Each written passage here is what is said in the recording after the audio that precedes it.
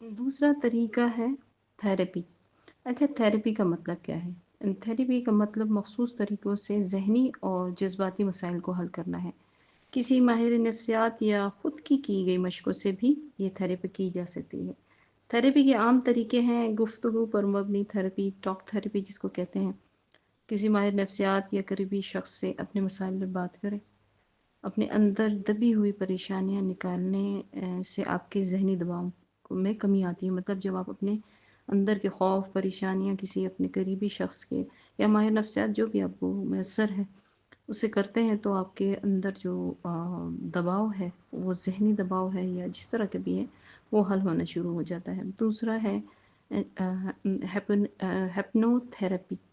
माहिर नफ्सियात आपको एक गहरी सुकून की हालत में ले जाकर आपके तहत शऊर से मनफी असरात निकालने की कोशिश करता है।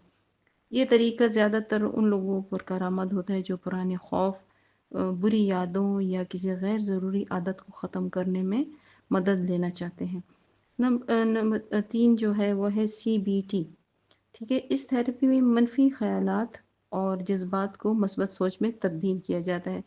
अगर किसी को बार-बार कोई बुरा ख्वाब या खौफ आता है, तो इसके पीछे छुपी सोच को तब्दील करने की मशक कराई जाती है। एक और तरीका है थेरेपी का जिसे या आर्ट या म्यूज़िक थेरेपी कहते हैं। कुछ लोग बोलकर अपना मसला बयान नहीं कर सकते, तो वो जैसे कोई तस्वीर बनाने या कोई अपने बारे में लिखने या मौसीकी सुनने के ज़रिए अपने अंदरूनी ख़यालात और जज़्बात को निकाल सकते हैं। यहाँ पे मौसीकी की जगह आप अपने कुरान बेहतरीन है और नाते सुन लें। ये तरीका जज़्बाती दबाव को कम करने में मदद देता है।